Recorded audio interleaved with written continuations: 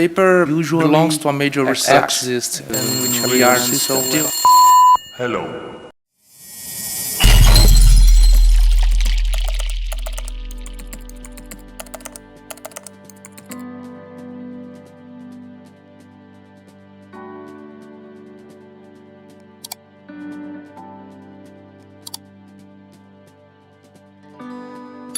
Hello everyone, my name is Felipe Lopes. I am from the Federal University of Paraíba, and I am here today to present the paper Alternative Low Voltage Cable Model for Transient Studies. This paper was written in partnership with other colleagues from the Federal University of Paraíba and also from Energisa Paraíba. We have noticed an increasing complexity of power grids, which is boosting the development of innovative monitoring solutions. In this context, we know that digital technology has evolved toward increasing sampling rates of digital devices, which has led transient-based methods to gain popularity. However, to understand these functions and also to develop these functions, having reliable and accurate transient models is of utmost importance. And this is the main problem and motivation of this paper, because we know that various modeling strategies have already been proposed to represent high and medium voltage systems in transient studies, but models for low voltage circuits are still scarcely addressed in the literature.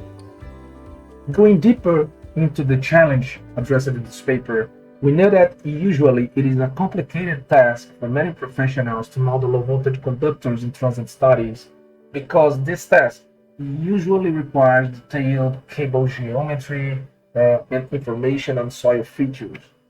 Also, there is the question about which method to model cables is the best for this type of study, like is the Bayesian method, which is an frequency invariant based technique that considers constant parameters over the frequency, or should we use J-Martin model to represent the cables, which is a frequency-dependent line model that can be used also to model cables? So there is a question to be answered here. So trying to contribute on this problem, the goal of this paper is to develop an alternative low-voltage cable model based on characteristic parameters rather than on cable geometry, which will simplify the procedure of modeling low-voltage cables by using only well-known parameters like sub-impedance, propagation velocity of traveling waves, and also resistive losses per unit of length, but maintaining the model representative for transient studies, which means that we are interested in maintaining the model capable to represent the transient response of the cable. To do so, 3 studies are proposed in this paper, and the first one, we perform the characterization of a real low voltage single phase circuit. Then we model this low voltage single phase circuit on the alternative transients program using the ATPDraw. And finally, we validate the model by comparing simulated records with real measurements. The first part of this study was focused on comparing the behavior of Bayesian and J-Martin model, considering initially the cable modeling based on the cable geometry, as it is usually done, but just to verify which model would better fit the behavior of a real cable, which was tested by considering a step response test. Here we can see that J-Martin model presents a behavior which is much more similar than those observed in the Bayesian model in relation to the real measurements, showing that the frequency dependence of the parameters is indeed very important in this case. In order to better understand this question, we performed here a fast Fourier transform of the simulated signals, and we could see that for lower frequencies, both models are very close between each other. But for higher frequencies, J-Martin model presents a severe attenuation of high-frequency components. And the conclusion based on these results was that to obtain a cable model that represents the cable transient response. It could be obtained by considering initially frequency invariant model, like the Bergeron model, but adding low-pass filters that will represent such an attenuation that takes place here for higher frequencies. So this is the principle behind the proposed alternative low voltage cable model. In the second part of this study, we began the characterization of a real cable. We took into consideration a single-phase low-voltage circuit composed by phase and neutral conductors. We considered a 6 square millimeters cable with PVC insulation, 5 meters long. And to measure voltages, we used probes of an oscilloscope and also connected to bare gauge current sensors, from which we could analyze voltages and currents in different situations. But for the characterization procedure, we considered two steps of testing case. The first one was carried out in order to calculate the shunt admittance of the cable.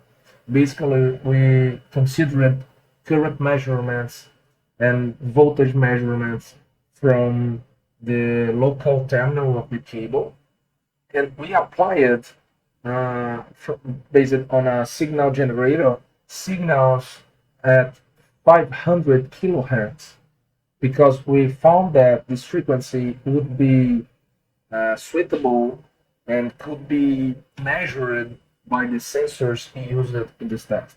By doing so, we could estimate the admittance of the cable, and then, considering this value, we started the second part of this characterization procedure by connecting a low resistive load here on the remote side of the cable, and by doing so, we forced the current, a higher current, to flow through the series impedance, and then by measuring the current here at the remote terminal, we could compensate the capacitive current using the admittance value estimated in the first part of the test, and then by considering measurements taken from local and remote ends of the cable, it was possible to calculate the series impedance of the cable.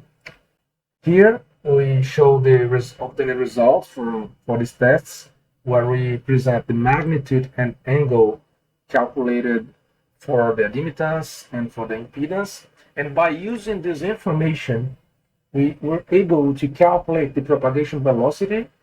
We found that for this cable, propagation velocity equal to 73% of the speed of light would be representative. We calculated a surge impedance equal of approximately 57 ohms and the resistance equal to 0.07 ohms per meters.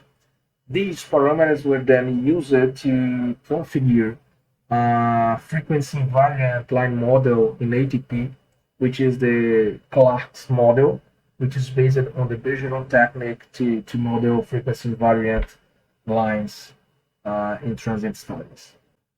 Then, once the cable was characterized, we noticed that it would be necessary to properly model the surge generator, which would be used to test the cable in order to compare the step response of the real cable with the step response of the proposed model. On the left side here, you can see real measurements where four main features were observed for the situation in which the cable was connected to the source, and in blue color we show the case in which only the step source was activated without cable connected to its outputs. And we can see that by using the headless source with crease time equal to 20 nanoseconds and decaying time equal to 100 microseconds, and also using a 25 ohm output resistance, we could obtain a realistic representation of this step surge generator which was then used in our modeling tests. So this is the circuit which was built in ATP. Here the step generator, here the frequency invariant cable model to simulate the propagation of traveling waves on the cable. And here you can see the low pass filters applied, which were configured to be a second order Butterworth low pass filters with cutoff frequency at 14 megahertz, which was a frequency that was detected to be the limit of representation of the cable transient response, and after that a higher attenuation was verified for the tests made using real cables. And here the obtained results, we can see that local and remote measurements obtained from the real cable testing procedures, they are very close to those obtained via ATP simulations. The same behavior is verified when we consider the currents on the local side of the cable where the sun is being applied. And the conclusion is that the behaviors were very similar for transient from the perspective of the transient behavior, attesting the model validity and accuracy. So, as our final considerations, we would like to highlight that an alternative low voltage cable model was proposed. It does not need information on cable geometry and soil characteristics, but rather it combines a frequency invariant cable model which can be configured based on characteristic parameters like surge impedance, propagation velocity, and resistive losses, but adding low-pass filters which also can be set with different cutoff frequencies. The ATPDraw environment was used to implement the proposed model, and to do so, step response tests were conducted, and due to that, we had to model also a step surge generator, which was also validated, taking into consideration real measurements from a real surge generator. So the proposed model revealed to be valid and also accurate in such a way it shows to be very useful for transient studies. And proposed model, it can be expanded, of course, for two-phase and three-phase low voltage circuits. We are working on that, and we expect to present further results in future meetings. That's it. Thank you very much for your attention, and I would like to acknowledge the support given from Grupo Energisa and also from Embrapi and Alternative and Renewable Energy Center from the Federal University of Paraíba. Thank you very much. This paper usually belongs to a major research system in which we are so. Hello.